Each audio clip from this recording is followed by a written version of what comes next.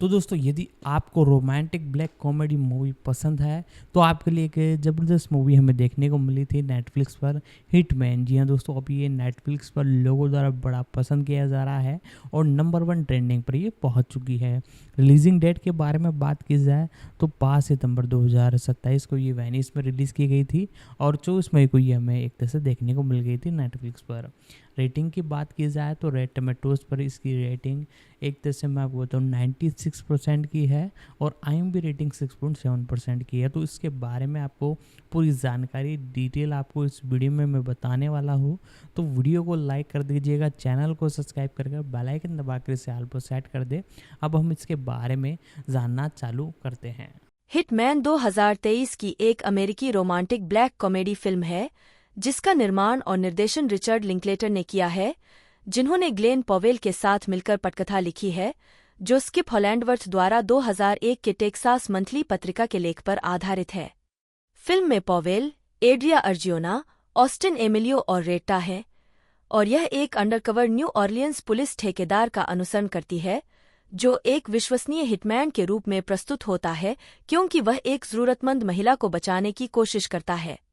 Hitman का premiere 5 सितंबर 2023 को 80वें Venice अंतर्राष्ट्रीय फिल्म महोत्सव में होगा और इसे 24 मई 2024 को संयुक्त राज्य अमेरिका के चुनिंदा सिनेमाघरों में रिलीज किया जाएगा, जिसके बाद 7 जून को नेटफ्लिक्स पर इसकी स्ट्रीमिंग शुरू होगी, जिसे आलोचकों की प्रशंसा मिलेगी। कथानक: गैरी जॉनसन न्यू ऑरलियंस विश्वविद्यालय में मनोविज्ञान और दर्शनशास्त्र के प्रोफेसर हैं।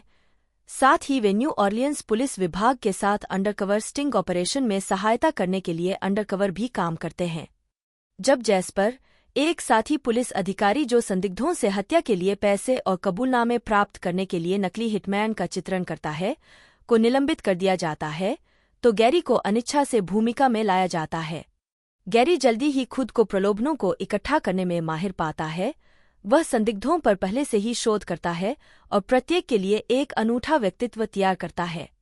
वह मेडिसन नामक एक असंतुष्ट विवाहित महिला से प्रलोभन प्राप्त करने के लिए रॉन नामक एक व्यक्ति का व्यक्तित्व अपनाता है, जो अपने अपमानजनक पति को मारने की कोशिश कर रही है। मेडिसन के साथ बातचीत करते समय गैरी जल्दी ही उसके प्रति सहानुभूतिपूर्ण और आकर्षित हो जाता है।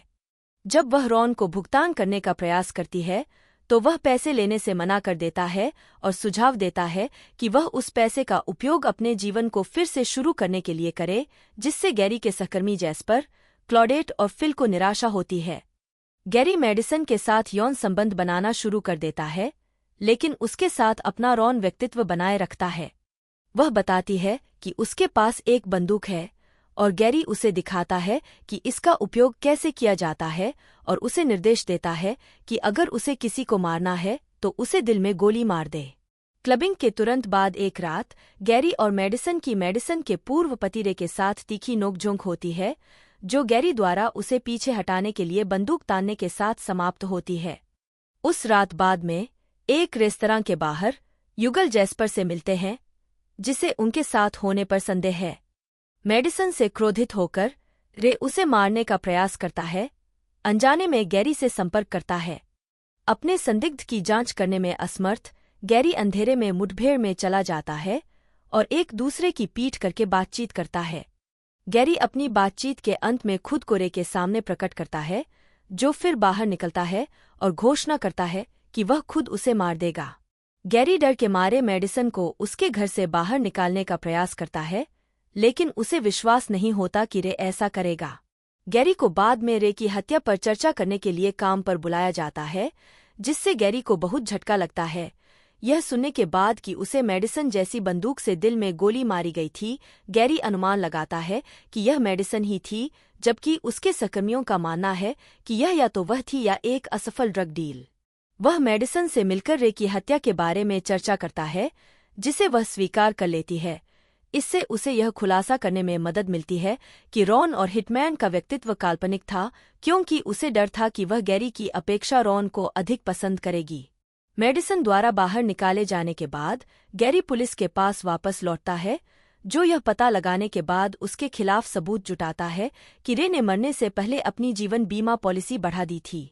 जैस्पर गैरी को सुझाव देता है कि वह रॉन व्यक्तित्व का उपयोग करके उससे कबूलनामा निकलवाने की कोशिश करे, जिस पर वह सहमत हो जाता है। गैरी एक तार के साथ उसके घर पहुंचता है और मेडिसन से पूछताछ करने का नाटक करता है, जबकि उसे अपने फोन पर टाइप किए गए अभिनय संकेत देता है। वे पुलिस को विश्वास दिलाते हैं कि वह निर्दोष है, लेकिन जैस्पर बाहर डेरा डाले रहता है और गैरी के लौटने का इंतजार करता है। उसकी नौकरी छीनने से ईर्ष्या करते हुए जैस्पर मेडिसन से रे की जीवन बीमा पॉलिसी से विरासत में मिले नए पैसे की मांग करता है। जैस्पर जल्दी ही बेहोश होने लगता है क्योंकि मेडिसन ने उसके पेय में नशीला पदार्थ मिला दिया था, जिसके बाद गैरी उसके सिर पर एक प्लास्टिक की थैली बांधकर उसका दम घोंट देता है और उसकी मौत को आत्महत्या के रूप में पेश करने की योजना बनाता है। कहानी कई साल बाद आगे बढ़ती है, जिसमें गैरी और मेडिसन अब 2 बच्चों के साथ खुशी खुशी शादीशुदा हैं। Cast: Glen Powell, Gary Johnson, college professor और तकनीकी व्यक्ति जो बाद में अंडरकवर जासूस बन गया। एड्रिया अर्जियोना, मेडिसन फिगेरोआ मास्टर्स, एक दुखी विवाहित महिला जो अपने पति को मारने के लिए गैरी को किराए पर लेने की कोशिश करती है। ऑस्टिन अमेलियो, जैस्पर, एक अंडरकवर पुलिस अधिकारी। रेट्टा क्लॉडेट के रूप में एक पुलिस अधिकारी जिसके लिए गैरी काम करता है। संजय राव, फिल, एक पुलिस अधिकारी जिसके लिए गैरी काम करता है। ग्रेलन ब्रायंट बैंक्स सार्जेंट है एंक के रूप में। मॉली बर्नार्ड, एलिसिया के रूप में गैरी की पूर्व पत्नी। इवान होल्ड्समैन, रे, मेडिसन के पूर्व पति। उत्पादन: 2022 के कान फिल्म बाजार से पहले हिटमैन को अंतर्राष्ट्रीय स्तर पर बिक्री के लिए एक नई फिल्म के रूप में घोषित किया गया था। पटकथा स्किप हॉलैंडवर्थ के टेक्सास मंथली लेख हिटमैन पर आधारित थी और रिचर्ड लिंकलेटर और ग्लेन पॉवेल द्वारा लिखी गई थी, जो क्रमशः निर्देशन और अभिनय भी करेंगे। एड्रिया अर्जियोना भी अभिनय करेंगी। 5. एजीसी स्टूडियोज ने 2022 के टोरंटो अंतर्राष्ट्रीय फिल्म महोत्सव में अंतर्राष्ट्रीय वितरण के लिए मजबूत बिक्री की सूचना दी। 6. अक्टूबर 2022 में पॉवेल के साथ ऑस्टिन एमिलियो, रेट्टा और मॉली बर्नार्ड शामिल हुए। 7. 8. अक्टूबर 2022 में न्यू ऑरलियंस में फिल्मांकन शुरू हुआ। 8, 9 और नवंबर में उत्पादन पूरा हो गया। 10. रिलीज: हिटमैन का विश्व प्रीमियर 5 सितंबर 2023 को 80वें वेनिस अंतर्राष्ट्रीय फिल्म महोत्सव में हुआ था। 11. इसके बाद 11 सितंबर को 2023 टोरंटो अंतर्राष्ट्रीय फिल्म महोत्सव TIFF में इसका उत्तरी अमेरिकी प्रीमियर हुआ। 12. इसे 6 अक्टूबर 2023 को 2023 BFI लंदन फिल्म महोत्सव में भी प्रदर्शित किया गया। 13. नेटफ्लिक्स ने TIFF में $20 मिलियन में फिल्म के वितरण अधिकार हासिल किए, जिससे यह फेस्टिवल और 2023 का सबसे बड़ा फिल्म सौदा बन गया। साथ ही इसे थिएटर में रिलीज करने की भी योजना है। 14. इसे 24 मई 2024 को संयुक्त राज्य अमेरिका के चुनिंदा सिनेमाघरों में रिलीज किया गया। 15. इससे पहले कि यह 7 जून 2024 को नेटफ्लिक्स पर स्ट्रीमिंग करना शुरू करे। 16. स्वागत: फिल्म को आलोचकों की प्रशंसा मिली। समीक्षा एग्रीगेटर वेबसाइट रॉटन टोमाटोज पर 258 आलोचकों की 96% समीक्षाएं सकारात्मक हैं, जिनकी औसत रेटिंग 8.1/10 है। वेबसाइट की आम सहमति कहती है, एक भ्रामक रूप से डार्क थ्रिलर जो लिंकलेटर के करियर की सबसे विशुद्ध रूप से मनोरंजक फिल्मों में से एक है। 23. मेटाक्रिटिक, जो भारित औसत का उपयोग करता है, ने 55 आलोचकों के आधार पर फिल्म को 100 में से 82 का स्कोर दिया, जो सार्वभौमिक प्रशंसा दर्शाता है। 24. वाशिंगटन पोस्ट के लिए लिखते हुए टाई बूर ने फिल्म को 4 में से 4 स्टार दिए। इससे शुद्ध आनंद का विस्फोट और साल की सर्वश्रेष्ठ फिल्मों में से एक कहा। 25. एक अन्य सकारात्मक समीक्षा में द न्यूयॉर्क टाइम्स की एलिसा विल्किंसन ने हिटमैन को रोमांटिक, सेक्सी, प्रफुल्लित करने वाला, संतोषजनक और ग्लेन पॉवेल के लिए एक वास्तविक स्टार क्लिंचिंग टर्न के रूप में वर्णित किया। 26. विल्किंसन ने कई अन्य समीक्षकों के साथ मिलकर फिल्म द्वारा प्रस्तुत दार्शनिक प्रश्नों पर टिप्पणी की। द गार्जियन के पीटर ब्रडशॉ ने लिखा कि गैरी द्वारा ग्रहण की गई कई पहचाने चरित्र और दर्शक दोनों को इस सवाल पर विचार करने की अनुमति देती हैं कि क्या वास्तव में कोई सच्चा स्व है, प्रामाणिक पहचान का एक अपरिवर्तनीय मूल जो सभी नकल या प्रभावों को हटा दिए जाने के बाद भी पीछे रह जाता है। 27 roserebert.com के ब्रायन टेलेरिको ने भी फिल्म को परिवर्तन की मानवीय क्षमता का दार्शनिक अध्ययन बताया। 28 हालांकि द वॉल स्ट्रीट जर्नल के जैचरी बार्न्स ने सूक्ष्मता की कमी को नोट किया, गैरी के दर्शनशास्त्र वर्ग में व्याख्यान को फिल्म के विषयों की अभिव्यक्ति के रूप में अत्यधिक स्पष्ट कहा। 29 फिल्म के क्रिस इवेंजेलिस्टा ने एक मिश्रित समीक्षा लिखी जिसमें उन्होंने फिल्म को भूलने योग्य और अक्सर प्रेरणाहीन बताया, हालांकि उन्होंने अभिनेताओं के प्रदर्शन की प्रशंसा की। रिचर्ड स्टुअर्ट लिंकलेटर बटा LKLETR बटा जन्म 30 जुलाई 1960 एक अमेरिकी फिल्म निर्देशक, निर्माता और पटकथा लेखक हैं। वह ऐसी फिल्में बनाने के लिए जाने जाते हैं जो उपनगरीय संस्कृति और समय बीतने के प्रभावों से विषयगत रूप से निपटती हैं। उनकी फिल्मों में कॉमेडी स्लैकर 1990 और डेज्ड एंड कंफ्यूज्ड 1993 शामिल हैं। रोमांस फिल्मों की before trilogy, before sunrise 1995, before sunset 2004 और बिफोर मिडनाइट 2013, संगीत थीम वाली कॉमेडी स्कूल ऑफ रॉक 2003, वयस्क एनिमेटेड फिल्में वेकिंग लाइफ 2001, ए स्कैनर डार्कली 2006 और अपोलो 10-12 ए स्पेस एज चाइल्डहुड 2022 और रोमांटिक कॉमेडी हिटमैन 2023। लिंकलेटर की कई फिल्में अपनी ढीली-ढाली कहानियों के लिए जानी जाती हैं। बिफोर ट्रिलॉजी और बॉयहुड दोनों में एक ही अभिनेता है, जिन्हें कई सालों तक फिल्माया गया है। उन्हें कई अकादमी पुरस्कार नामांकन प्राप्त हुए हैं और बिफोर सनराइज में उनके काम के लिए बर्लिन अंतर्राष्ट्रीय फिल्म समारोह में सर्वश्रेष्ठ निर्देशक के लिए सिल्वर बियर जीता है। उन्होंने बॉयहुड के निर्देशन के लिए गोल्डन ग्लोब पुरस्कार भी जीता। 2015 में लिंकलेटर को दुनिया के सबसे प्रभावशाली लोगों की वार्षिक टाइम 100 सूची में शामिल किया गया था। 3 प्रारंभिक जीवन। लिंकलेटर का जन्म ह्यूस्टन, टेक्सास में हुआ था। वे डायने मार्गरेट नी क्राइगर के बेटे थे, जो एक कैरियर शिक्षिका थीं, जिन्होंने अपने जीवन के विभिन्न बिंदुओं पर हाई स्कूल और कॉलेज दोनों कक्षाओं को पढ़ाया था, और चार्ल्स डब्ल्यू लिंकलेटर 3 एक गृह बीमा अंडरराइटर थे। 4-5 उन्होंने 9 से 11 ग्रेड के दौरान हंट्सविले, टेक्सास में हंट्सविले हाई स्कूल में पढ़ाई की, जहां उन्होंने राज्य में एक रैंक वाली टीम के लिए बैकअप क्वार्टरबैक के रूप में जो क्लेमेंट्स के लिए फुटबॉल खेला। अपने वरिष्ठ वर्ष के लिए वह बेलेयर, टेक्सास में बेलेयर हाई स्कूल चले गए, क्योंकि वह फुटबॉल की तुलना में बेसबॉल में बेहतर थे और बेलेयर के पास बेहतर बेसबॉल कोच था। उन्हें हमेशा पढ़ने और लिखने में रुचि थी और एक किशोर के रूप में उन्होंने एक स्कोलास्टिक कला और लेखन पुरस्कार जीता।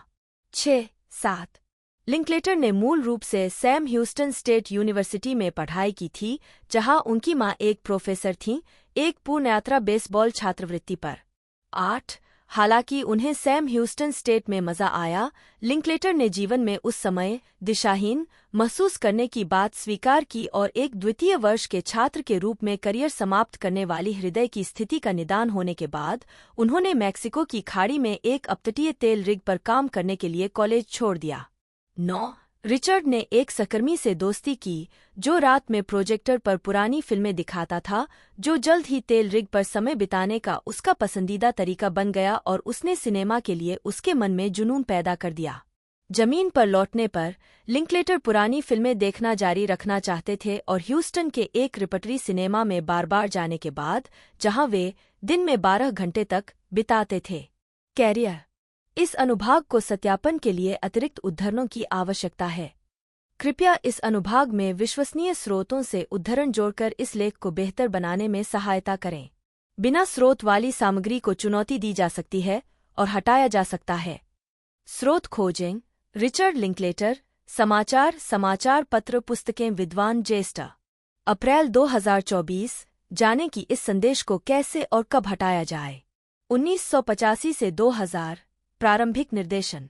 लिंकलेटर ने 1985 में अपने कॉलेज के प्रोफेसर चालेनफुस, टेक्सास विश्वविद्यालय के प्रोफेसर चार्ल्स रामिरेजबर्ग, एसएक्सएसडब्ल्यू के संस्थापक लुइस ब्लैक और उनके लगातार सहयोगी ली डैनियल के साथ मिलकर ऑस्टिन फिल्म सोसाइटी की स्थापना की। फिल्म सोसाइटी के सलाहकारों में से एक सोहो वीकली न्यूज़ के पूर्व न्यूयॉर्क शहर के आलोचक जॉर्ज मॉरिस थे, जो ऑस्टिन चले गए थे और वहां फिल्म पढ़ाते थे। कई सालों तक लिंकलेटर ने कई लघु फिल्में बनाईं जो फिल्म तकनीकों में अभ्यास और प्रयोग थीं। उन्होंने आखिरकार अपनी पहली feature film it's impossible to learn to plow by reading books, जो उनकी दूसरी फीचर फिल्म स्लैकर के क्राइटेरियन कलेक्शन संस्करण में उपलब्ध है, पूरी की। एक सुपर 8 फीचर जिसे शूट करने में 1 साल और एडिट करने में 1 और साल लगा। लिंकलेटर ने डेटोर फिल्म प्रोडक्शन एडगर जी. उल्मर द्वारा 1945 की कम बजट वाली फिल्म नोयर के लिए एक श्रद्धांजलि बनाया और बाद में केवल $23,000 में स्लैकर बनाया। इसने $1.25 मिलियन से अधिक की कमाई की। यह फिल्म ऑस्टिन, टेक्सास शहर के जीवन में एक लक्ष्यहीन दिन को दिखाती है, जिसमें इसके अधिक विलक्षण चरित्रों को दिखाया गया है। स्वतंत्र फिल्म जगत में एक पंथ का अनुसरण करते हुए उन्होंने अपनी तीसरी फिल्म डेज्ड एंड कंफ्यूज्ड बनाई, जो हंट्सविले हाई स्कूल में बिताए गए उनके वर्षों और वहां मिले लोगों पर आधारित थी। इस फिल्म को आलोचकों की प्रशंसा मिली और इसने संयुक्त राज्य अमेरिका में $8 मिलियन की कमाई की, जबकि VHS पर यह हिट रही।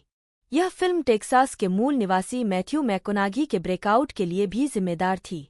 1995 में लिंकलेटर ने 45वें बर्लिन अंतर्राष्ट्रीय फिल्म महोत्सव में फिल्म बिफोर सनराइज के लिए सर्वश्रेष्ठ निर्देशक का सिल्वर बियर जीता। 11 उनकी अगली फीचर फिल्म सबर्बिया को समीक्षकों ने मिश्रित समीक्षा दी और बॉक्स ऑफिस पर बहुत खराब प्रदर्शन किया। 1998 में उन्होंने अपनी पहली Hollywood feature film the Newton boys को लिया, जिसे बॉक्स ऑफिस पर टैंकिंग करते हुए मिश्रित समीक्षा मिली। 2001 से 2013 व्यापक मान्यता। रोटोस्कोप फिल्मों वेकिंग लाइफ और ए स्कैनर डार्कली तथा उनकी मुख्यधारा की कॉमेडीज स्कूल ऑफ रॉक और बैड न्यूज बियर्स के रीमेक के साथ उन्हें व्यापक मान्यता मिली। 2003 में उन्होंने रॉडनी रोथमैन के साथ HBO के लिए 5.15 HR नामक एक पायलट लिखा और निर्देशित किया, जो कई न्यूनतम वेतन वाले रेस्तरां कर्मचारियों के बारे में था। पायलट उन विषयों से संबंधित है जिन्हें बाद में फास्ट फूड नेशन में जांचा गया। ब्रिटिश टेलीविजन नेटवर्क चैनल 4 ने लिंकलेटर के बारे में एक वृत्तचित्र बनाया, जिसमें फिल्म निर्माता ने अपनी फिल्मों के पीछे के व्यक्तिगत और दार्शनिक विचारों पर चर्चा की। सेंट रिचर्ड ऑफ ऑस्टिन को बेन लुइस द्वारा प्रस्तुत किया गया और इरशाद अशरफ द्वारा निर्देशित किया गया और दिसंबर 2004 में चैनल 4 पर UK में प्रसारित किया गया। लिंकलेटर को उनकी फिल्म बिफोर सनसेट के लिए सर्वश्रेष्ठ रूपांतरित पटकथा हेतु अकादमी पुरस्कार के लिए नामांकित किया गया था। वेकिंग लाइफ और ए स्कैनर डार्कली दोनों ने रोटोस्कोपिंग एनिमेशन तकनीक का इस्तेमाल किया। इस प्रभाव को बनाने के लिए बॉब सबिस्टन और सबिस्टन के प्रोग्राम रोटोशॉप के साथ काम करते हुए लिंकलेटर ने दोनों फिल्मों को पूरी तरह से लाइव एक्शन फीचर के रूप में शूट और एडिट किया, फिर कलाकारों की एक टीम को अलग अलग फ्रेमों को ट्रेस ओवर करने के लिए नियुक्त किया। इसका परिणाम एक विशिष्ट, अर्धवास्तविक गुणवत्ता है, जिसकी प्रशंसा रोजर एबर्ट वेकिंग लाइफ के मामले में जैसे आलोचकों ने की है, जो इसे मूल और फिल्म के उद्देश्यों के लिए उपयुक्त मानते हैं। फास्ट फूड नेशन 2006 सबसे ज्यादा बिकने वाली किताब का रूपांतरण है, जो संयुक्त राज्य अमेरिका के फास्ट फूड उद्योग के स्थानीय और वैश्विक प्रभाव की जांच करती है। 17 नवंबर 2006 को उत्तरी अमेरिका में और 23 मार्च 2007 को यूरोप में रिलीज होने से पहले इस फिल्म को 2006 के कान फिल्म समारोह 12 में शामिल किया गया था। फिल्म को मिलीजुली समीक्षाएं मिलीं। लिंकलेटर ने ए स्कैनर डार्कली उसी वर्ष release, me and Orson Welles 2009 और बर्नी 2011 के साथ आलोचकों के साथ बेहतर प्रदर्शन किया। 13 उन्हें बिफोर मिडनाइट के लिए सर्वश्रेष्ठ रूपांतरित पटकथा के लिए अकादमी पुरस्कार के लिए नामांकित किया गया था, जो बिफोर त्रय की तीसरी फिल्म थी। 14 2014 वर्तमान बॉयहुड और अन्य कार्य। 2014 में उनकी फिल्म बॉयहुड रिलीज हुई, जिसे बनाने में 12 साल लगे थे। 15 बॉयहुड को आलोचकों की जबरदस्त प्रशंसा मिली। लिंकलेटर ने golden globes, critics choice movie awards और बेस्ट डायरेक्टर और बेस्ट पिक्चर के लिए बाफ्टा पुरस्कार जीते। उन्हें सर्वश्रेष्ठ निर्देशक के लिए अकादमी पुरस्कार के लिए अपना पहला नामांकन भी मिला, साथ ही बेस्ट ओरिजिनल स्क्रीन प्ले और बेस्ट पिक्चर के लिए नामांकन भी मिला। कुछ समय के लिए लिंकलेटर को वार्नर ब्रदर्स के लिए द इनक्रेडिबल मिस्टर लिम्पेट के रीमेक का निर्देशन करने के लिए जोड़ा गया था। 16 हालांकि उन्होंने डेज्ड एंड कंफ्यूज्ड के आध्यात्मिक उत्तराधिकारी पर काम करने के पक्ष में इस परियोजना को छोड़ दिया, जिसका शीर्षक एवरीबडी वांट्स सम था। 16 अन्नपूर्णा पिक्चर्स और पैरामाउंट से समर्थन के साथ उत्तरी अमेरिका में फिल्म का वितरण किया। 17 यह फिल्म मार्च 2016 में रिलीज हुई थी और इसे आलोचकों द्वारा खूब सराहा गया था, लेकिन यह $10 मिलियन के अपने बजट को वापस पाने में विफल रही और केवल 4.6 मिलियन की कमाई की। 18-19 2010 के उत्तरार्ध में लिंकलेटर ने ब्रायन क्रैंस्टन, लॉरेंस फिशबर्न और स्टीव कैरेल अभिनीत drama film last flag flying लिखी और निर्देशित की। एलएचबी की 1973 की फिल्म द लास्ट डिटेल की अगली कड़ी, इसकी शूटिंग नवंबर 2016 में शुरू हुई और 3 नवंबर 2017 को रिलीज हुई। 20 इसके बाद लिंकलेटर ने मारिया सेम्पल के उपन्यास पर आधारित और अन्नपूर्णा पिक्चर्स द्वारा निर्मित व्हेयर यू गो बर्नडेट का निर्देशन किया।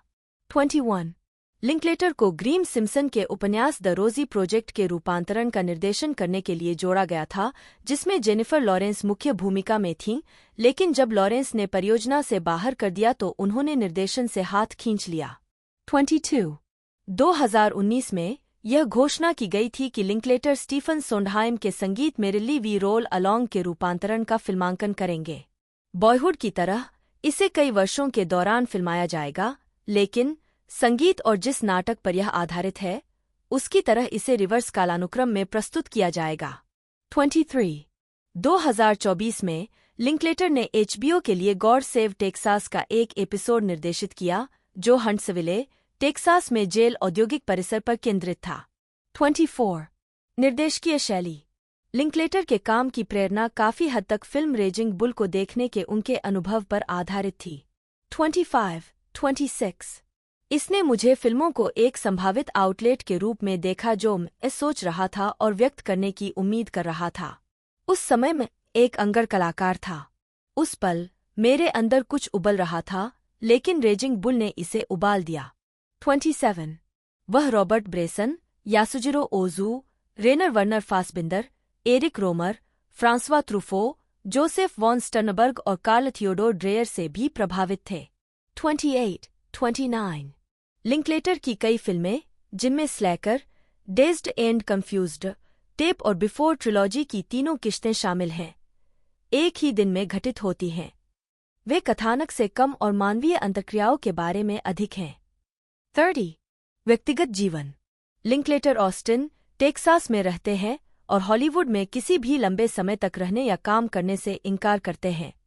लिंकलेटर 1990 के दशक से क्रिस्टीना एरिसन के साथ काम कर रहे हैं। 31 1994 में उनकी एक बेटी हुई और 2004 में जुड़वां लड़कियां हुईं। सबसे बड़ी, लोरेली लिंकलेटर ने मुख्य किरदार की बहन के रूप में बॉयहुड में सह-अभिनय किया। लिंकलेटर 20 की उम्र से ही शाकाहारी हैं। 32 2015 में उन्होंने people for the ethical treatment of animals के लिए बॉयहुड शैली की डॉक्यूमेंट्री में आहार संबंधी जीवनशैली के बारे में बताया।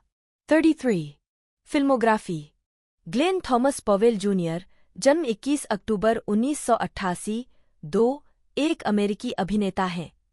उन्होंने टेलीविजन पर अतिथि भूमिकाओं और spy kids 3D, game over 2003 और फास्ट फूड नेशन 2006 जैसी फिल्मों में छोटी भूमिकाओं के साथ अपना करियर शुरू किया।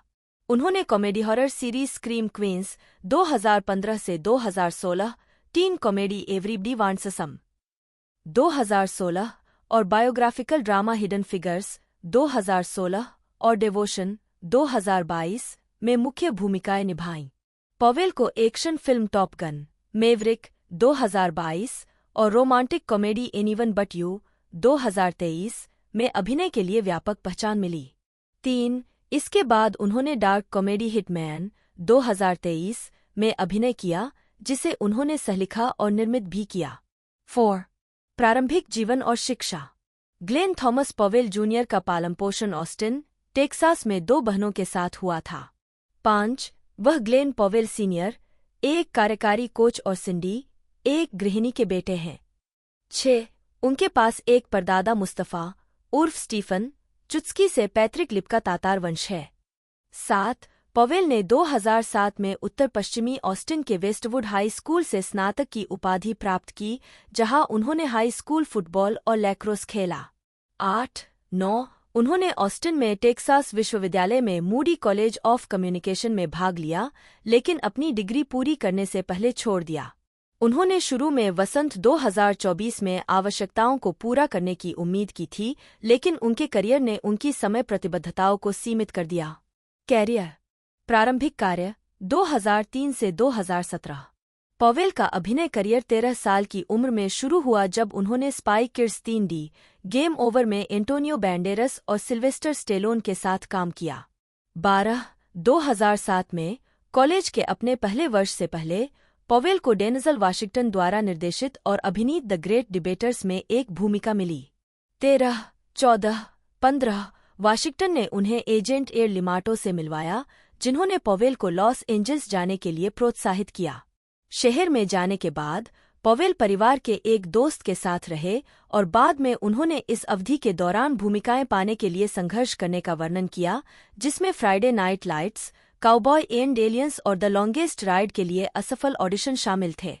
11-16 हालांकि उन्होंने टेलीविजन सीरीज में छोटे क्रेडिट के साथ कुछ सफलता देखी, उन्होंने द डार्क नाइट राइज और स्टक इन लव में भी छोटी भूमिकाएं निभाईं। 17 2016 में टोरंटो अंतर्राष्ट्रीय फिल्म महोत्सव में हिडन फिगर्स के प्रीमियर पर पवेल को 2014 के आसपास फीचर फिल्मों में बड़ी भूमिकाएं मिलनी शुरू हुईं। उन्होंने द एक्सपेंडेबल्स 3 में एक हैकर की भूमिका निभाई, एक एक्शन फिल्म जिसमें कई जाने-माने सितारों ने अभिनय किया और जिसमें पवेल को सिल्वेस्टर स्टेलोन और एंटोनियो बैंडेरस के साथ फिर से जोड़ा गया। बाद में पवेल ने हॉलीवुड में सफल होने के तरीके पर फिल्मांकन के दौरान स्टेलोन से सलाह मांगी। 18 पवेल ने अगली बार कॉमेडी सेक्स एड और राइड अलोंग 2 में छोटी भूमिकाएं की। इस अवधि के दौरान उन्होंने टेलीविजन शो स्क्रीम क्वींस के पहले सीजन में मुख्य भूमिका और दूसरे सीजन में एक आवर्ती भूमिका भी निभाई थी। 19 मार्च 2016 में उन्होंने एवरीबडी वांट्स सम में फिनेगन के रूप में सह अभिनय किया। 21 2017 में नेटफ्लिक्स फिल्म सैंड कैसल में सार्जेंट डायलन चुत्स्की के रूप में उनकी एक छोटी भूमिका थी। 22 टॉप गन मेवरिक और विस्तार 2018 वर्तमान 2018 में पवेल ने romantic comedy set it up में ज़ोई डेज के साथ अभिनय किया। 23 फिल्म नेटफ्लिक्स पर रिलीज हुई थी। पवेल ने द हॉलीवुड रिपोर्टर के साथ एक साक्षात्कार में प्रतिबिंबित किया कि उन्हें फिल्म की रिलीज के बाद फिल्म उद्योग में संपर्कों से अधिक कॉल आने लगे। 24 और द गार्जियन के जेक ग्रीनबर्ग ने टिप्पणी की कि यह पहली फिल्म थी जो पवेल को वास्तविक स्थान लेने देती थी। 25 उस वर्ष के अंत में पवेल टॉप गन मेवरिक के कलाकारों में शामिल हो गए। 26 उन्होंने शुरुआत में ब्रैडली रूस्टर ब्रैडशॉ की भूमिका के लिए ऑडिशन दिया था, लेकिन यह हिस्सा माइल्स टेलर को मिल गया।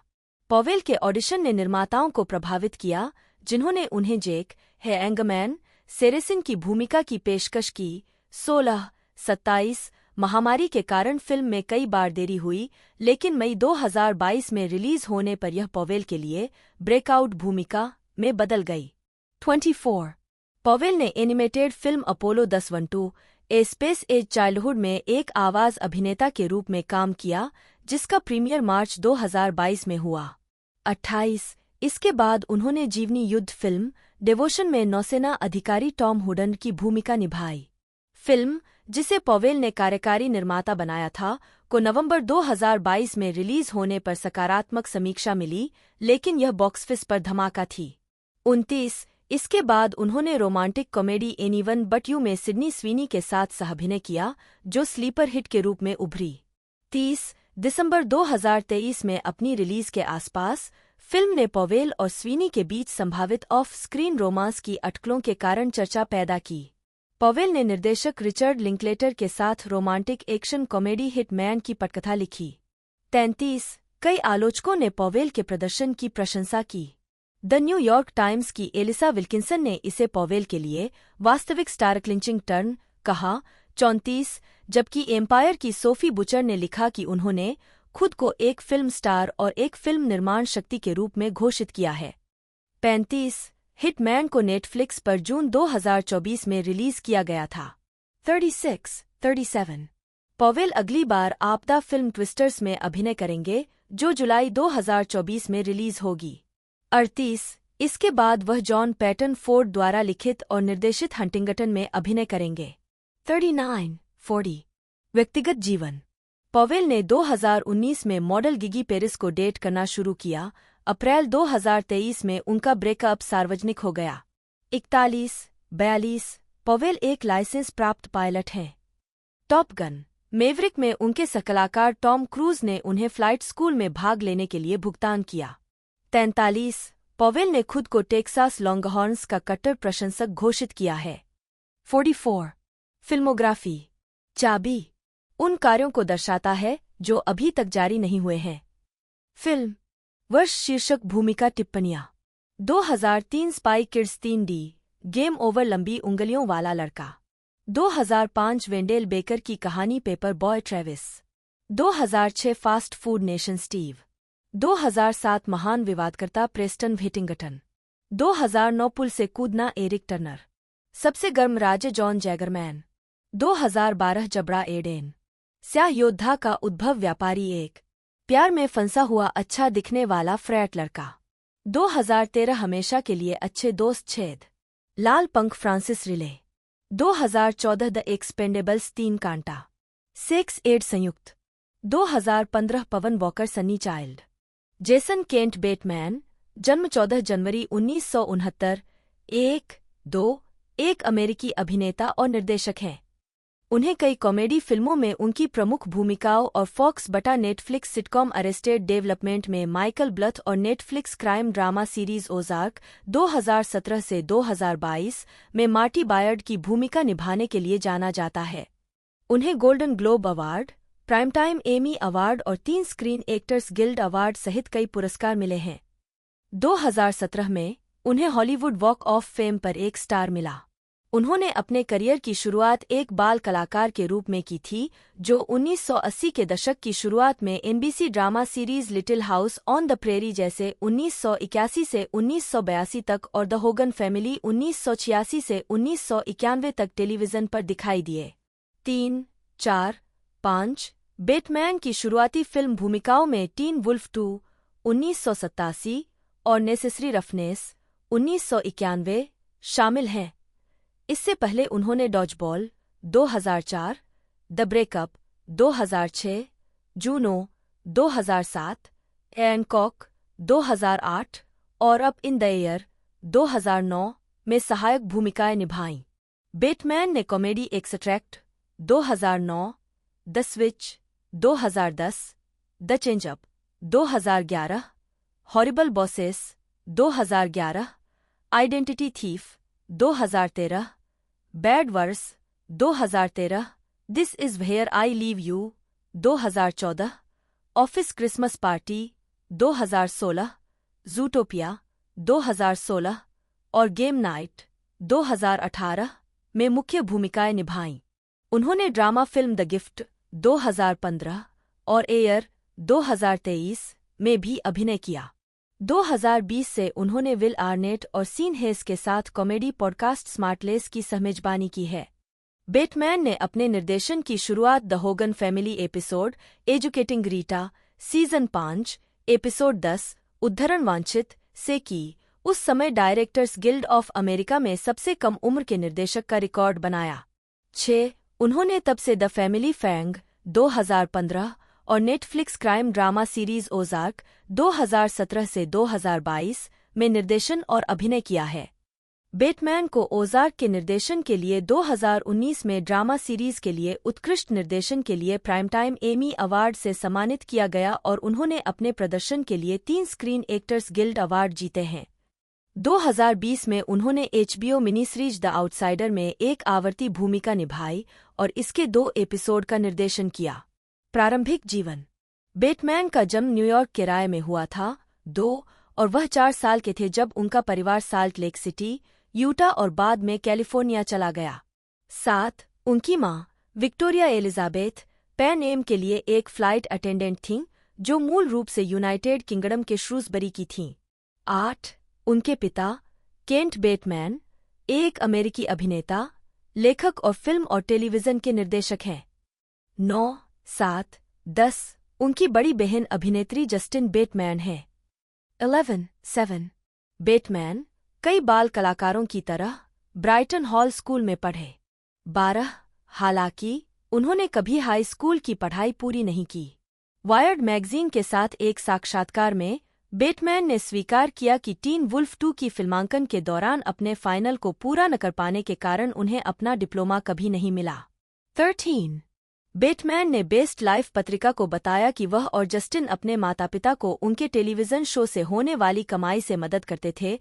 उन्होंने यह भी खुलासा किया कि बेटमैन के 20 साल के होने तक उनके पिता ने उनका प्रबंधन किया, फिर व्यावसायिक संबंध समाप्त हो गए।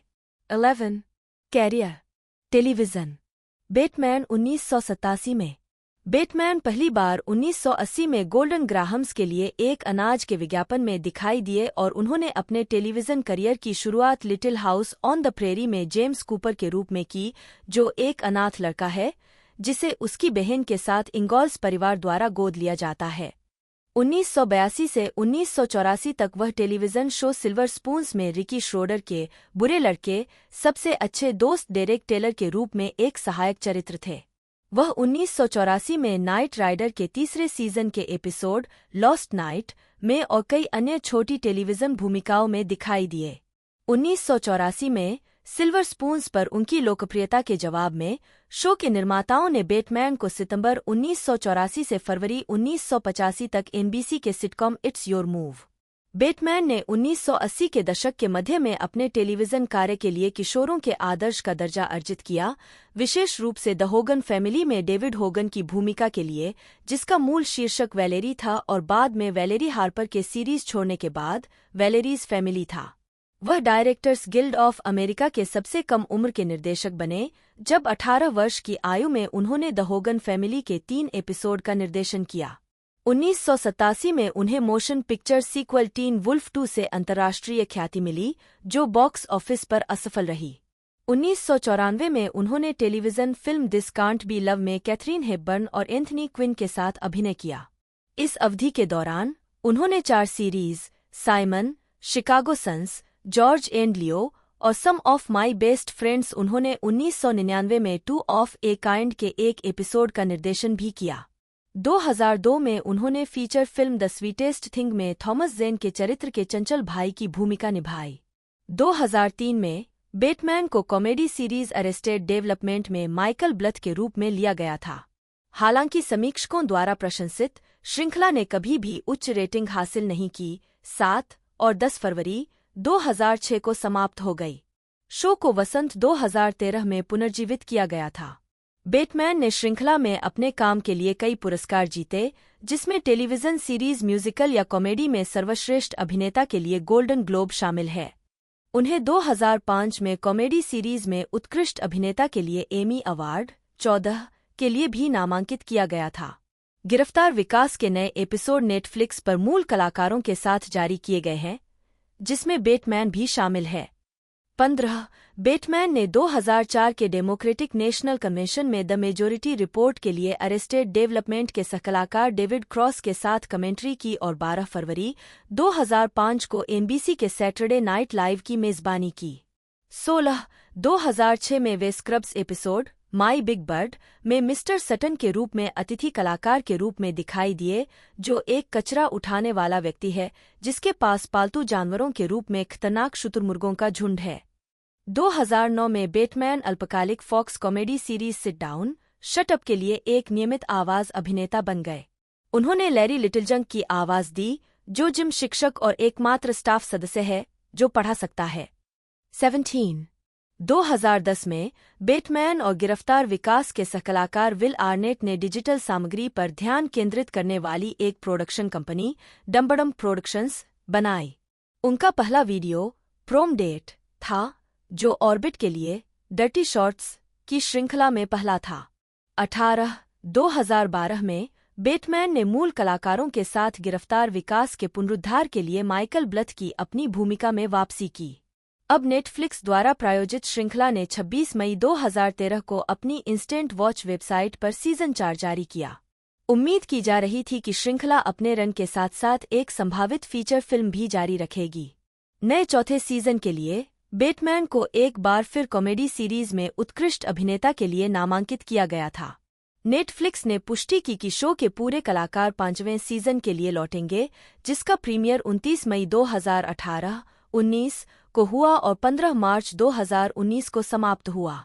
2017 में बैटमैन ने नेटफ्लिक्स ड्रामा ओज़ार्क में अभिनेता और निर्देशक दोनों के रूप में टेलीविजन पर वापसी की, जिसमें उन्होंने एक वित्तीय सलाहकार की भूमिका निभाई जिसे मैक्सिकन ड्रग कार्टेल के लिए धन शोधन करने के लिए अपने परिवार को मिसौरी में स्थानांतरित करना होगा। मार्टी बायर्ड के रूप में बैटमैन के प्रदर्शन ने एएमसी के ब्रेकिंग बैड में वाल्टर व्हाइट के ब्रायन क्रैंस्टन के चित्रण से सकारात्मक तुलना की है। 20 ओज़ार्क के लिए ड्रामा सीरीज में एक पुरुष अभिनेता द्वारा उत्कृष्ट प्रदर्शन के लिए स्क्रीन एक्टर्स गिल्ड अवार्ड जीतने के बाद बैटमैन को उनके स्वीकृति भाषण के लिए प्रशंसा मिली। इसमें उन्होंने कहा, तो मैं उन लोगों से बस इतना कहना चाहता हूं जो घर पर हैं और जितनी बार चाहें उतनी बार काम नहीं कर रहे हैं। आप बस एक नौकरी दूर हैं। आप बहुत प्रतिभाशाली हैं। वहां रुकें। 21-22 2021 में बैटमैन ने live in front of A studio audience के तीसरे संस्करण के लिए तीसरे सीजन के episode kids can be cruel के पुनर्निर्माण में द फैक्ट्स ऑफ लाइफ के टिम होलीफील्ड की भूमिका निभाई। 23 फिल्म 2004 में बैटमैन डॉजबॉल ए ट्रू अंडरडॉग स्टोरी में ESPN 8 द ओचो के कमेंटेटर पेपर ब्रूक्स के रूप में और स्टार्सकी एंड हच में केविन विंस वॉन के बिजनेस पार्टनर के रूप में दिखाई दिए। 2006 में द ब्रेकअप में वे वॉन के साथ फिर से जुड़े। 2007 में उन्होंने स्मोकिन एसेस में बेन एफ्लेक के साथ पूर्व वकील रूपर्ट रिप रीड की भूमिका निभाई और the Kingdom, Mr Magorium Wonder Emporium और जूनो में भी अभिनय किया। 2008 में उन्होंने सुपरहीरो फिल्म है एंकॉक में विल स्मिथ और चार्लीज थेरॉन के साथ सहअभिनय किया। बैटमैन की 2009 की फिल्मों में एक्सट्रैक्ट, माइक जज द्वारा लिखित और निर्देशित 24 और कपल्स रिट्रीट 25। 2010 में उन्होंने जेनिफर एनिस्टन के साथ रोमांटिक कॉमेडी द स्विच में अभिनय किया। 2011 में उन्होंने कॉमेडी पॉल में स्पेशल एजेंट लोरेंजो जोएल की भूमिका निभाई और हॉरिबल बॉसेस और द चेंजअप में अभिनय किया। मार्च 2012 में विल अर्नेट के साथ बैटमैन के पहले कार्यकारी निर्माता क्रेडिट मैनसोम को ट्रिबेका फिल्म फेस्टिवल के लिए स्पॉटलाइट चयन के रूप में घोषित किया गया था। 26 मॉर्गन स्परलॉक द्वारा निर्देशित डॉक्यूमेंट्री पुरुष पहचान पर एक हास्यपूर्ण नज़र है, क्योंकि इसे पुरुषों की सौंदर्य आदतों के माध्यम से परिभाषित किया गया है, जिसमें सेलिब्रिटी और विशेषज्ञ कमेंट्री शामिल है। उन्होंने 2012 में थ्रिलर फिल्म डिस्कनेक्ट के साथ एक नाटकीय मोड़ दिया और 2013 की कॉमेडी फिल्म आइडेंटिटी थीफ और 2014 की comedy this is where I leave you और हॉरिबल बॉस 2 में अभिनय किया। उन्होंने 2014 की डॉक्यूमेंट्री पंप का वर्णन भी किया। 27 2013 में बैटमैन ने बैड वर्स के साथ अपनी फीचर फिल्म निर्देशन की शुरुआत की, जिसमें उन्होंने अभिनय भी किया। उन्होंने द फैमिली फैंग के रूपांतरण में निर्देशन और अभिनय भी किया। 30 बैटमैन ने जूटोपिया में कॉन आर्टिस्ट लोमड़ी निक वाइल्ड की आवाज दी। 2018 में उन्होंने action comedy film game night में अभिनय और निर्माण किया। उनके प्रदर्शन की व्यापक रूप से प्रशंसा की गई और उन्हें San Diego film critics society awards और क्रिटिक्स चॉइस अवार्ड्स में हास्य अभिनेता द्वारा सर्वश्रेष्ठ प्रदर्शन के लिए नामांकन मिला। 31-32 बैटमैन मम्फोर्ड एंड सन्स के गीत होपलेस वांडरर के वीडियो में हैं। 33 2020 में बैटमैन मूल रूप से रयान रेनॉल्ड्स के साथ क्लू में सहकलाकार और निर्देशन करने के लिए तैयार थे। कथित तौर पर ओज़ार्क के साथ शेड्यूल संघर्ष के कारण उन्हें पीछे हटना पड़ा। 34 मार्च 2022 में बैटमैन ने स्कारलेट जोहानसन अभिनीत फिल्म प्रोजेक्ट आर्टेमिस को एप्पल स्टूडियो के लिए निर्देशित करने के लिए हस्ताक्षर किए, लेकिन रचनात्मक मतभेदों के कारण जून में इस परियोजना को छोड़ दिया। अंततः उन्हें ग्रेग बर्लेंटी द्वारा निर्देशक के रूप में बदल दिया गया। 35 36 37 सितंबर 2022 में घोषित बैटमैन को नेटफ्लिक्स की डार्क वायर का निर्देशन करने के लिए चुना गया है, जो जोसेफ कॉक्स के इसी नाम के उपन्यास पर आधारित फिल्म है। 38 जनवरी 2023 में बैटमैन ने वार्नर ब्रदर्स पिक्चर्स पॉडकास्ट। जुलाई 2020 में बेटमैन ने विल आर्नेट और सीन हेस के साथ मिलकर स्मार्टलेस नामक एक कॉमेडी और टॉक पॉडकास्ट बनाया। 2022 में बेटमैन ने 4 अतिरिक्त पॉडकास्ट बनाने के लिए एक मीडिया कंपनी स्मार्टलेस मीडिया बनाई। 2023 में एप्पल ने खुलासा किया कि स्मार्टलेस साल के शीर्ष शो में 4 था। 42 विवाद। बेटमैन अरेस्टेड डेवलपमेंट के सहकलाकार डेविड क्रॉस और टोनी हेल के साथ अरेस्टेड डेवलपमेंट के सेट पर जेफरी टैम्बोर के अस्थिर व्यवहार का बचाव करने के लिए आलोचना की गई थी। मई 2018 में द न्यूयॉर्क टाइम्स के लिए एक कास्ट इंटरव्यू के दौरान बेटमैन ने विवाद को शांत करने का प्रयास किया। फिर से इसे कमतर आंकने या बहानेबाजी करने या कुछ भी करने के लिए नहीं, लेकिन मनोरंजन उद्योग में ऐसे लोगों का होना अविश्वसनीय रूप से आम बात है जो उद्धरण चिह्नों में मुश्किल होते हैं, और जब आप लोगों को काम पर रखने के लिए विशेषाधिकार प्राप्त स्थिति में होते हैं तो आप चरित्र के बारे में सीखते हैं और आप काम करने की आदतों, काम के नैतिकता के बारे में सीखते हैं और आप समझना शुरू करते हैं, क्योंकि यह एक बहुत ही अस्पष्ट प्रक्रिया है। इस तरह की अश्लीलता जो हम करते हैं, आप जानते हैं, नकली जीवन बनाते हैं। यह एक अजीब बात है और यह असामान्य व्यवहार के लिए प्रजनन भूमि है और कुछ लोगों की कुछ निश्चित प्रक्रियाएं होती हैं। साक्षात्कार के दौरान जेसिका वाल्टर ने टैम्बोर, जो वहां मौजूद थे, के बारे में बात करते हुए आंसू रोक लिए तथा इस बात पर जोर दिया कि घटना के बाद दोनों ने अपने बीच सुलह कर ली थी। मौखिक रूप से, हाँ, उसने, टैम्बोर, मुझे परेशान किया, लेकिन उसने माफी मांगी। उसने कहा, जेसन का कहना है कि ऐसा हमेशा होता है, लेकिन लगभग 60 साल के काम में मैंने कभी किसी को सेट पर इस तरह चिल्लाते नहीं देखा और इससे निपटना मुश्किल है, लेकिन अब मैं इससे उबर चुकी हूं। मैंने इसे यहीं छोड़ दिया। द न्यूयॉर्क टाइम्स के लिए। 43 साक्षात्कार के कुछ दिनों के भीतर तीनों पुरुषों ने वाल्टर से माफी मांगी। 44-45 बेटमैन ने पूर्वव्यापी रूप से कहा कि उसने टैम्बोर के व्यवहार के कारण का विश्लेषण करने के अपने प्रयास में अतिशयोक्ति की थी। 46 टाइम के साथ एक साक्षात्कार में बेटमैन को यह कहते हुए उद्धृत किया गया था, मैंने हमेशा सोचा था कि लोगों के लिए काम पर एक दूसरे के साथ सम्मान के साथ व्यवहार करना महत्वपूर्ण है, चाहे आप किसी भी उद्योग में हों। पूरे अनुभव ने मुझे बहुत कुछ सुनने की अनुमति दी है और मैं आज भी ऐसा करता हूँ। 47 व्यक्तिगत जीवन। अगस्त 2011 में बेटमैन अपनी पत्नी अमांडा अंका के साथ। 1987 में बेटमैन ने लॉन्ग बीच ग्रैंड प्रिक्स का सेलिब्रिटी हिस्सा जीता। 48 बेटमैन ने 3 जुलाई 2001 को गायक पॉल अंका की बेटी, अभिनेत्री अमांडा अंका से शादी की।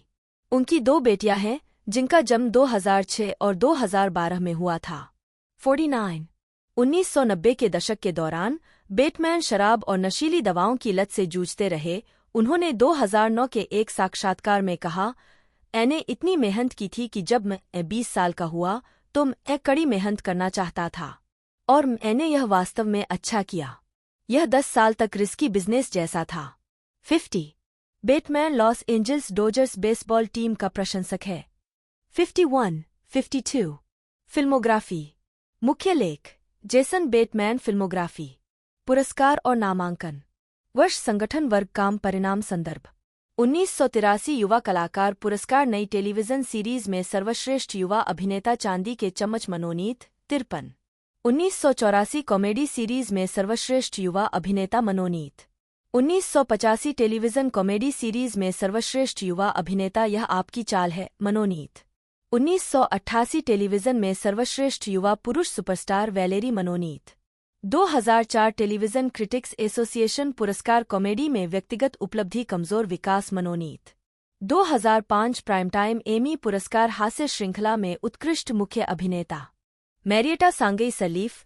1-2 जन्म 12 अप्रैल 1970, जिन्हें पेशेवर रूप से रेट्टा के नाम से जाना जाता है, एक अमेरिकी स्टैंड अप कॉमेडियन और अभिनेत्री हैं। उन्हें एनबीसी के पार्क्स एंड रिक्रिएशन में डोना मीगल और एनबीसी के गुड गर्ल्स में रूबी हिल की भूमिकाओं के लिए जाना जाता है। 3 वह कई फिल्मों और टेलीविजन शो में दिखाई दी हैं और कॉमेडी सेंट्रल के प्रीमियम ब्लेंड पर स्टैंड अप प्रदर्शन किया है।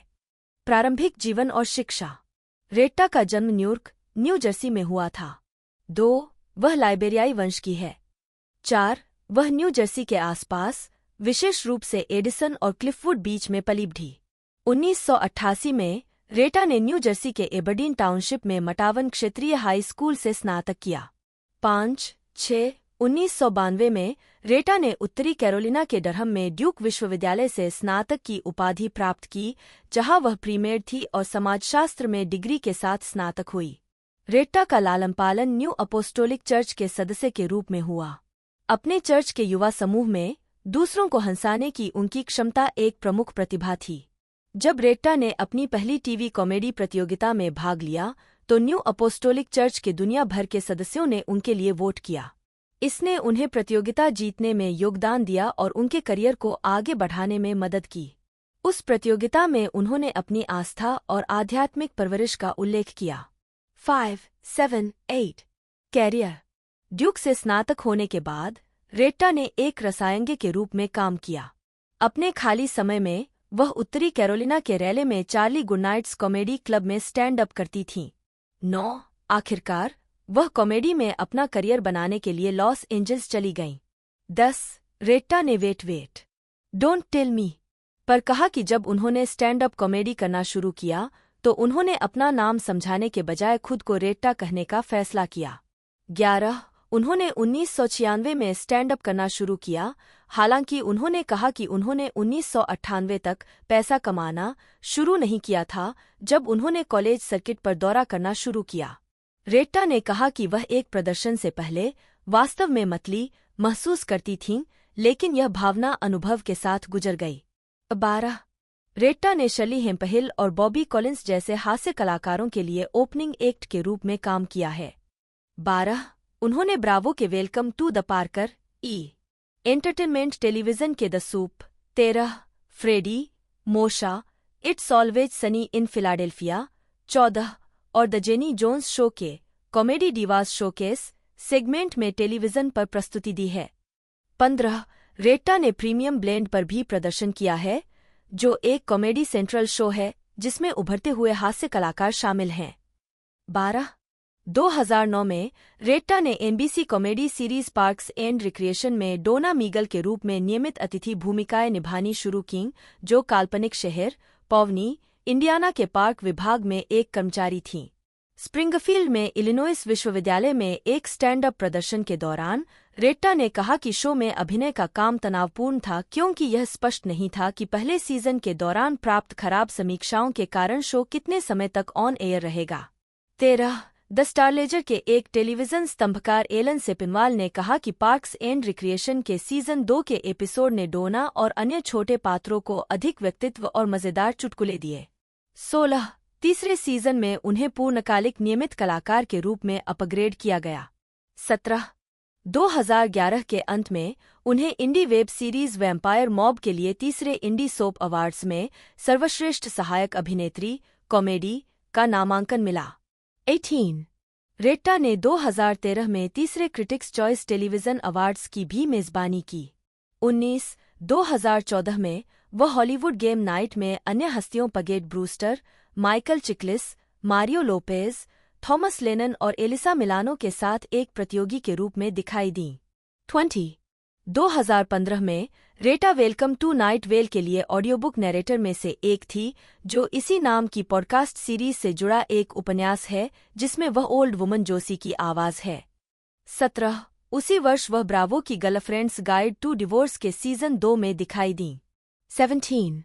2018 में रेट्टा ने एनबीसी सीरीज गुड गर्ल्स में क्रिस्टीना हेंड्रिक्स और मेव हिटमैन के साथ सहाभिनय किया। 3. 2018 में रेट्टा ने so close to being the shit y'all don't even know नामक पुस्तक में निबंधों की एक श्रृंखला प्रकाशित की। 21. जहां वह बेस्ट फ्रेंड के साथ वजन घटाने की अपनी यात्रा और हॉलीवुड सीन में होने की खुशियों और रोमांच के बारे में बात करती है। 2022 में रेट्टा ने एनबीसी यूनिवर्सल के साथ एक टैलेंट होल्डिंग डील पर हस्ताक्षर किए। 22. 2022 में रेट्टा ने एचजीटीवी के अमेरिका के सबसे बदसूरत घर के सीजन 1 से 5 की मेजबानी की। व्यक्तिगत जीवन। वेट डोंट टेल मी पर उसने कहा कि उसने जॉर्जिया के एक आदमी को डेट किया जिसने उसका उपनाम रेट्टा रखा क्योंकि उसका नाम मेरिएटा उस जगह जैसा लगता था जहां से वह आया था। 11. वह लाइबेरियाई पूर्व राष्ट्रपति एलेन जॉनसन सलीफ की भतीजी हैं। 4. Retta Los Angeles Kings hockey team के प्रशंसक हैं और उन्होंने 2014 और 2015 में लास वेगास में NHL पुरस्कार समारोहों में पुरस्कार प्रस्तुत किए। 23, 24, 25, 26, 27. फिल्मोग्राफी। फिल्म वर्ष शीर्षक भूमिका। द वॉकिंग डेड एक अमेरिकी post apocalypse horror drama television series है जिसे फ्रैंक डाराबोंट द्वारा विकसित किया गया है, जो रॉबर्ट किर्कमैन, टोनी मूर और चार्ली एडलार्ड द्वारा इसी नाम की कॉमिक बुक सीरीज पर आधारित है। साथ में शो और comic book series the walking dead franchise का मूल रूप है। श्रृंखला में एक बड़े कलाकारों की टुकड़ी है जो ज़ोंबी सर्वनाश के बचे लोगों के रूप में।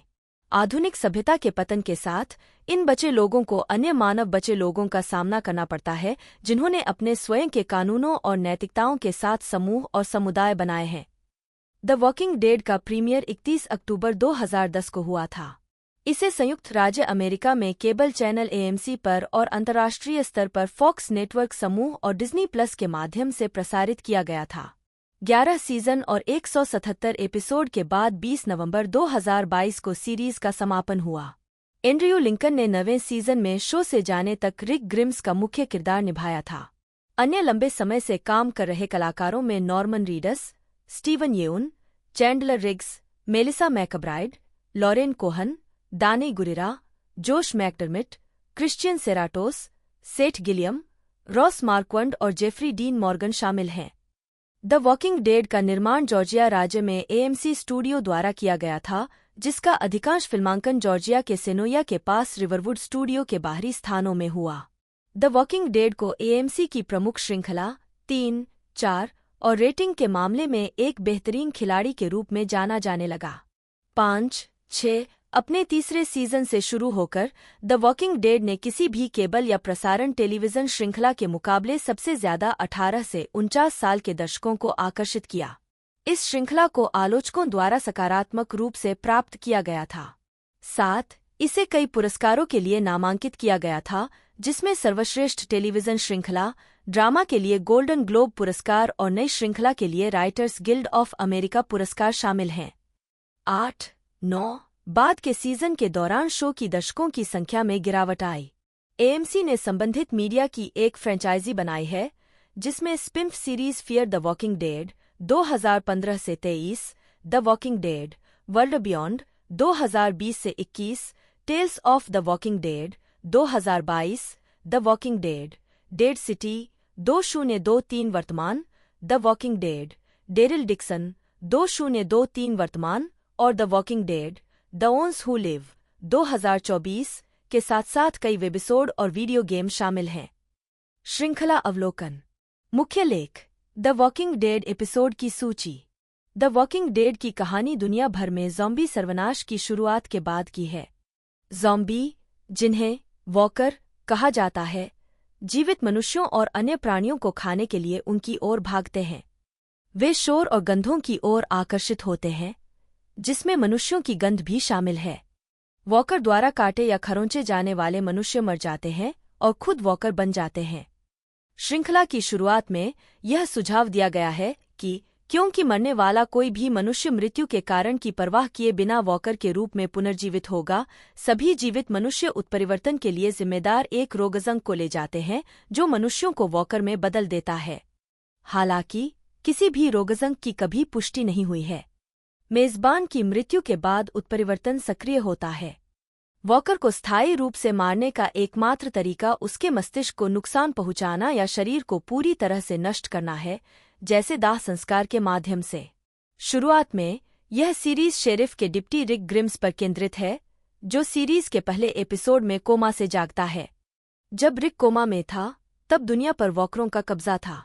रिक अटलांटा, जॉर्जिया क्षेत्र के बचे हुए लोगों के एक समूह का नेता बन जाता है, जो वॉकरों के हमलों और जीवित रहने के लिए किसी भी तरह का उपयोग करने के लिए तैयार बचे हुए लोगों के अन्य समूहों के खिलाफ खुद को बनाए रखने और बचाने का प्रयास करते हैं। मौसम एपिसोड मूलतः प्रसारित पहली बार प्रसारित, अंतिम बार प्रसारित। 1. 6-31 अक्टूबर 2010, 5 दिसंबर 2010। 2. 13-16 अक्टूबर 2011, 18 मार्च 2012। 3. 16-14 अक्टूबर 2012, 31 मार्च 2013। 4. 16-13 अक्टूबर 2013, 30 मार्च 2014। 5. 16-12 अक्टूबर 2014, 29 मार्च 2015। 6. 16-11 अक्टूबर 2015, 3 अप्रैल 2016। 7. 16-23 अक्टूबर 2016, 2 अप्रैल 2017। 8. 16-22 अक्टूबर 2017, 15 अप्रैल 2018। 9. 16-7 अक्टूबर 2018, 31 मार्च 2019। 10.